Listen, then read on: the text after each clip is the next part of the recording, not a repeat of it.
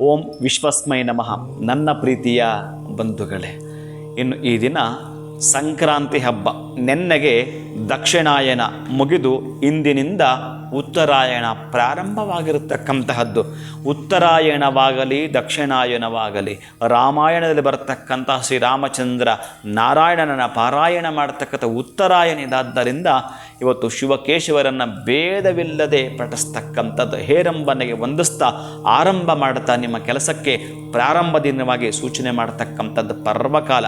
ಅಂದರೆ ದೇವತೆಗಳಿಗೆ ಹಗಲಿರ್ತಕ್ಕಂತಹ ಈ ದಿನದಿಂದ ನೀವು ಏನು ಪ್ರಯತ್ನ ಪಟ್ಟಿದ್ದರೂ ಕೂಡ ನೀವು ಎಂದೆಂದೋ ಮಾಡಿರ್ತಕ್ಕಂತಹ ಆ ಒಂದು ಶರನ್ನವರಾತ್ರಿ ದಿನಗಳು ಅಥವಾ ಗಣಪತಿಗೆ ಸಂಬಂಧಪಟ್ಟ ಆ ಒಂದು ವ್ರತವೋ ಕಾರ್ತೀಕ ಮಾಸ ದೀಪೋತ್ಸವ ಪ್ರತಿಫಲ ಇಲ್ಲಿಂದ ಆಚೆ ನಿಮ್ಗೆ ಕೊಡ್ತಾ ಬರತಕ್ಕಂಥದ್ದು. ನೀವೆಂದೋ ನೆಟ್ಟಿರ್ತಕ್ಕಂತಹ ಆ ಒಂದು ಗಿಡ ಈ ದಿನಗಳಲ್ಲಿ ಫಲ ಕೊಡಲಿಕ್ಕೆ ಪ್ರಾರಂಭಿಸ್ತಕ್ಕಂತಹದ್ದು. ಅದಕ್ಕೆ ಹೇಳುತ್ತಾನೆ, ಒಬ್ಬ ರೈತ ಅವನ ಹೊಲವನ್ನು ಎಷ್ಟು ಚೆನ್ನಾಗಿ ಬಿತ್ತುತ್ತಾನೋ ಹೂತುತ್ತಾನೋ ಹಾಗೆ ಬೆಳೆ ಬರತಕ್ಕಂಥದ್ದು. ನಮ್ಮ ಮಕ್ಕಳನ್ನು ನಮ್ಮ ಮನಸ್ಸನ್ನು ಹೇಗೆ ನಾವು ತಿದ್ದುತ್ತೀವೋ ತೀಡಿತೀವೋ ಹಾಗೆ ಬರತಕ್ಕಂತಹದ್ದು. ನಮ್ಮ ಕಲ್ಮಶಗಳನ್ನು ತೊಳಿತಕ್ಕಂತಹದ್ದು.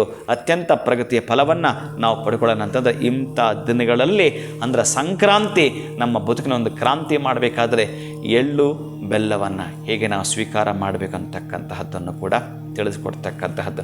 ಮಕ್ಕಳಿಗೆ ಹಾಗೇ ನೆನ್ನೆ ಇರ್ತಕ್ಕಂತಹದ್ದು ಭೋಗಿ, ಈಗಿರ್ತಕ್ಕಂಥ ಸಂಕ್ರಾಂತಿ, ನಾಳೆ ಬರ್ತಕ್ಕಂಥ ಕನು, ಈ 3 ಹಬ್ಬಗಳು ಆಚರಣೆ ಮಾಡ್ತಾ ಬನ್ನಿ. ಇಂತಹ ದಿನಗಳಲ್ಲಿ ಸಾಧ್ಯವಾದಷ್ಟು ಶಕ್ತಿ ಕೇಂದ್ರಗಳಾಗಿರ್ತಕ್ಕಂತಹದ್ದು, ಆಧ್ಯಾತ್ಮ ಶಕ್ತಿ ಕೇಂದ್ರಗಳಾಗಿರ್ತಕ್ಕಂತಹದ್ದು, ವಿಜ್ಞಾನ ಶಕ್ತಿ ಕೇಂದ್ರಗಳಾಗಿರ್ತಕ್ಕಂಥದ್ದು ದೇವಾಲಯಗಳೇ. ಹಾಗಾಗಿ ಅಂತಹ ದೇವಾಲಯಗಳಿಗೆ ಭೇಟಿ ಕೊಡ್ತಕ್ಕಂಥದ್ದು, ಶಿವಕೇಶವರನ್ನು ಸ್ಮರಣೆ ಮಾಡ್ತಾ ಬನ್ನಿ.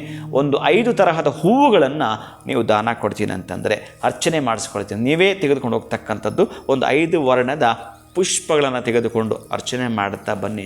ಬಹುಶಃ ಗೊತ್ತಿಲ್ಲ, ಪಂಚಭೂತಗಳ ಕೃಪೆ ನಿಮ್ಮ ಮೇಲೆ ಆಗ್ತಕ್ಕಂಥದ್ದು. ಯೂನಿವರ್ಸಿಂದ ನೀವೇನು ಪಡ್ಕೊಳ್ಬೇಕು ಅದನ್ನು ಪಡ್ಕೊಂಡೇ ತಿರ್ತೀರಿ. ಶುಭಂ ಭೂಯಾತ್, ಒಳಿತಾಗಲಿ.